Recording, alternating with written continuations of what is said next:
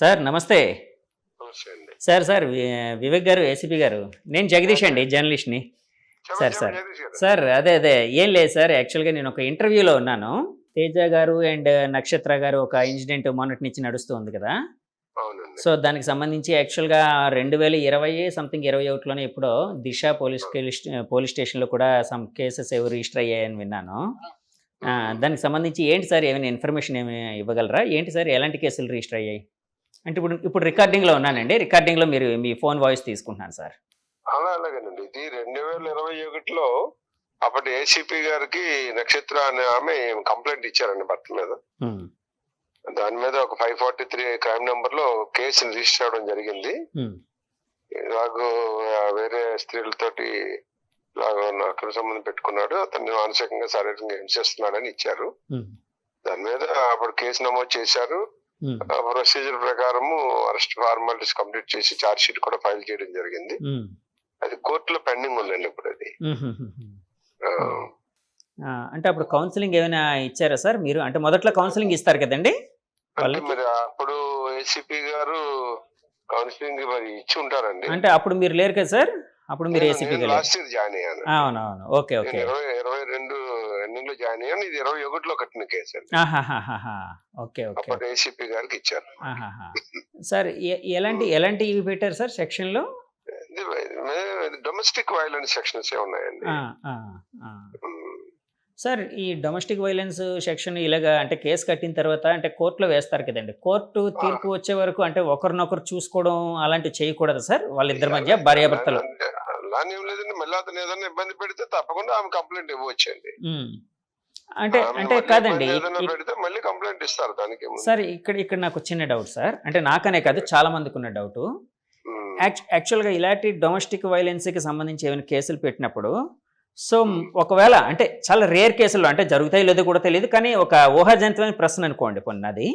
అంటే మహిళ తరపు నుంచి ఒకవేళ వేధింపులు ఏమైనా ఆ భర్తకి ఏమైనా అంటే వేధింపులు మీన్స్ ఏదైనా ఇంకేమైనా ఎదురైసే అవకాశాలు ఏమైనా ఉంటాయి సార్? అప్పుడు కేసు మళ్ళీ ఏమైనా తిరగదొడడం అలాంటివి ఏమైనా ఉంటాయి సార్?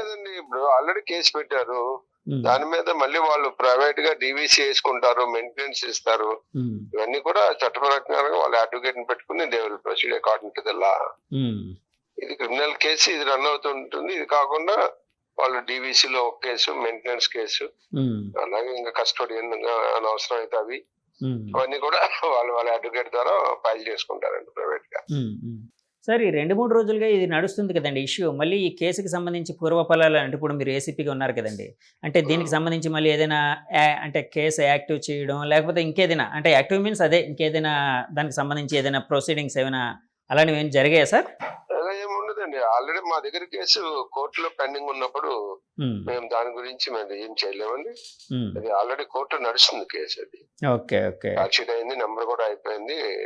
ఆగస్ట్ లో వాయిదా కూడా ఉందండి ఆ కేసు. Okay okay sir. అది ఈ కేసుకి సంబంధించి అంటే ఇది మళ్ళీ అంటే మీరు ఏసీపీగా తీసుకున్న తర్వాత కేసెస్ అన్ని కూడా మళ్ళీ మీరు చూస్తూ ఉంటారు కదా, పాత కేసెస్ ఏమున్నాయి అలాంటివి చేశాం కాబట్టి అది ఆగస్ట్ అదే లో చెప్పగలరు. అవునవును. అంటే ఒకవేళ ఇందులో నేరారోపణ జరిగితే ఏం జరుగుతుందండి? అంటే అది ప్రూవ్ అయితే కోర్టు విల్ డిసైడ్ అండి. Court will decide. అది మనం ఇప్పుడు నేను చెప్పకూడదు అది. అది కాదు సార్. అంటే నా ఉద్దేశం శిక్ష పరంగా ఉంటుందా లేకపోతే వాళ్ళు ఏదో అంటే భరణం ఇలా అన్నారు కదా అలాంటివి ఉంటాయి? అలా ఏముంటది, ఆమె ఇష్టం. అది నేరం రుజువైతే చట్టంలో ఉన్నటువంటి దీని ప్రకారం శిక్ష వేయడం జరుగుతుందండి. అది కోర్టు విల్ డిసైడ్ అండి. కోర్టు వారు తీసుకున్న నిర్ణయాలు నేను చెప్పకూడదు. Okay okay sir. అలాగే అదే కేసు రివ్యూ చేశారని అన్నారు కదా సార్, ఇందులోని అంటే అతను యాక్చువల్గా అంటే మీడియా ముందు నిన్న 2 రోజులుగా అయితే ఆమె అయితే ఏం చెప్తున్నారంటే నన్ను ఆయన వేధించేవాడు, కొట్టేవాడు, ఏదో ఒకసారి కాల్చారు ఇట్లాగని కూడా అన్నారు. నేను ఇప్పుడు ఆయనతోనే ఉన్నానండి, అతనితో ఇంటర్వ్యూలో ఉన్నాను, ఆ తేజ గారితో ఇంటర్వ్యూలో. ఐడియా లేదండి అప్పుడు జరిగిన అంశముల మీద. ఇప్పుడు అంశాలన్నీ కూడా అది 3 డౌన్ లిమిట్స్ ఎక్కడ ఉన్నట్టున్నారు. అక్కడ ఆమె ఏం కంప్లైంట్ ఇచ్చారో ఏంటో తెలియకుండా నేను చెప్పకూడదు. Okay sir, thank you sir, thank you very much అండి, thanks for the time sir.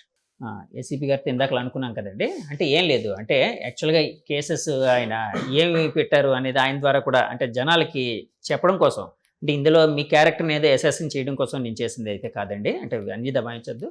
మీరెంతో మాకు అవతల అంటే మేము ఒక గెస్ట్కి అంటే మాకు మీరైనా అవతల వాళ్ళైనా ఒకటే. నేను ఇప్పుడు ఫీల్ అవ్వడానికి కొత్తగా ఏం లేదండి. ఎందుకంటే నేను నిన్న ఇన్సిడెంట్లో ఫస్ట్ మాట్లాడిన మాటే ఆల్రెడీ కోర్టులో నా మీద కేసులు పెట్టారు, ఇప్పుడు ఎందుకు ఈ దుశ్చర్య అన్నది అడగడం జరిగింది. ఆల్రెడీ కేసులు నా మీద ఉన్నాయి అని చెప్పింది నేనే. ఇప్పుడు మీరు చేసింది ఏంటంటే సగం మంది కేసులు లేవు అని ఏవో ఏమంటారు చర్చల్లో కూర్చుంటున్నారు.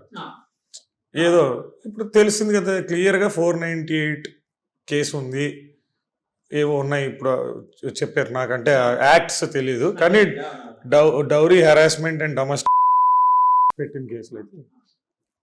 సార్ అయితే ఇప్పుడు ఫైనల్గా ఇప్పుడు అంటే మీరు ఏం కోరుకుంటున్నారు అంటే ఇప్పుడు ఇంతవరకు వచ్చింది కదా, ఇప్పుడు ఏసీపీ గారు నష్టపోయిన వాళ్ళు ఏం కోరుకుంటారు సార్?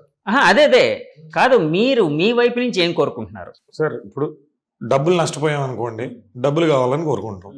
నేను నష్టపోయింది ఏంటంటే నా క్యారెక్టర్, నేను చెయ్యని తప్పుకి నన్ను బ్యాడ్ అని పోర్ట్రే చేద్దామని ట్రై చేశారు. నాకు కావాల్సింది ఏంటంటే నేను బ్యాడ్ కాదు, నేను గుడ్ అని ప్రూవ్ చేసుకోవడం, నాకు డ్యామేజ్ అయిన పేరుని రిపేర్ చేసుకోవడం నాకు కావాలి. సో ఎందుకు ఇప్పుడు కోర్టుకి వెళ్ళింది, కోర్టులో ఫైట్ చేయాలి అన్నారు. నేను ఏది చెప్తున్నాను కదా, నేను ఇప్పుడు క్వశ్చన్ ఏం వేస్తున్నానంటే ఆయన చెప్పారు మీకు ఇప్పుడు చేసిన ఎలిగేషన్సే కదా కేసుల్లో ఉన్నాయి, సేమేనా? ఆయన కేసులతో పాటు ముందేమన్నారు, ఎవరో అమ్మాయిలతో తిరుగుతున్నారు అని చెప్పారు, కేసు పెట్టారు, ఆరోపణ చేశారండి. ఈ సాక్ష్యాలు ఇప్పుడున్న సాక్ష్యాలు ఆ రోజు ఎందుకు అక్కడ ఇవ్వలేదు, ఇది నా క్వశ్చన్. లేదంటే నేను మీకు ఇస్తున్నా, నా దగ్గర ఎఫ్ఐఆర్ కాపీ, డీవీసీ కాపీస్ అన్నీ నా దగ్గర ఉన్నాయి, కోర్టు నాకు ఇచ్చింది కదా. ఆ సెట్లో ప్రూఫ్స్ లిస్ట్లో ఓన్లీ పెళ్లి కార్డు ఒకటే ఉంది. ఆ రోజు నన్ను అక్కడ పిలిచి డిస్కషన్ జరిగిన రోజు కూడా స్టేషన్లో ఈ వీటి ప్రస్తావన కానీ ఇవి లేవు. ఇప్పుడు వచ్చినాయి, ఇప్పుడు వాంటెడ్లీ. అది కూడా ఏంటంటే మీరు గమనిస్తే మీరు నాకు అనిపించింది, మీరు 3-4 అడిగిన క్వశ్చన్స్ కూడా అన్నీ ఏంటంటే యూట్యూబ్లో రీసెంట్ టైమ్స్లో బాగా ట్రెండింగ్ అయిన టాపిక్స్. ఫస్ట్ పబ్జీ అన్నారు, ఈ పబ్జీ కోసం పెద్ద రచ్చ అయ్యింది యూట్యూబ్లో ఒక 6 నెలల క్రితం, సంవత్సరం క్రితం. డ్రగ్స్ అన్నారు, డ్రగ్స్ కోసం నేను ఇంకా అడగలేదు. ఉమెనైజ్ కాదు, డ్రగ్స్ తీసుకుంటారని కూడా ఆమె అన్నారు. ఉన్నాయా? ఎనీ గవర్నమెంట్ హాస్పిటల్కి, మీకు నచ్చిన హాస్పిటల్కి నన్ను తీసుకెళ్ళి, మీ ఛానల్ తరపున తీసుకెళ్ళి ఏ టెస్టులు చేయించుకుంటారు హ్యాపీ. లేదంటే ఎనీ టైము నా ఆఫీస్ దగ్గర వచ్చి ఎత్తుక్కుంటానంటే నా ఇల్లు కూడా అడ్రస్ చెప్తాను, మీకు పబ్లిక్గా చెప్పను, డిపార్ట్మెంట్కి చెప్పమంటే చెప్తాను. ఎందుకంటే నాకు థ్రెట్ ఉంది కాబట్టి చెప్పనంటున్నాను అంతే. ఇప్పుడు ఎక్కడికి వచ్చారు అటాక్కి, నేను అక్కడ ఒక్కడనే ఉంటాను, పడుకుంటాను, రాత్రి ఎవడో వచ్చి బండతో కొడతాడు. ఎందుకంటే తెలివైన వాళ్ళు కదా సార్. ఇప్పుడు డిఫెండ్ చేసుకోవడానికి కూడా అవకాశం లేకుండా ముఖం మీద ఒకటి, చెవు మీద ఒకటి కెమెరాలు పెట్టి కొడుతుంటే చేతులు కట్టుకోండి, డిఫెండ్ చేసుకునే అవకాశం కూడా ఇవ్వకుండా అటాక్ చేశారు కదా. ఎందుకంటే నేను కొట్టకుండానే డొమెస్టిక్ వైలెన్స్ పెట్టారు, ఇప్పుడు అడ్డుకున్నా పెడతారు, ఇప్పుడు అడ్డుకున్నా చేశానంటారు. ఇంకా మీరు వచ్చిందే ఎందుకు? ఆ కోర్టులో ప్రూవ్ చేసుకోవడానికి మీ దగ్గర ఎవిడెన్స్ లేవు. ఇప్పుడు రెచ్చగొడితే ఇస్తాను ఎవిడెన్స్ అనుకున్నారు, డిఫేమ్ చేయాలి. ఎందుకు క్లియర్గా చెప్తున్నాను, ఆఫీస్ ఓపెన్ చేసి 2 నెలలు అవుతుంది, ఇప్పుడే రావడానికి రీజన్ ఏంటంటే ఈ సినిమా చెయ్యకూడదు, సక్సెస్ అవ్వకూడదు.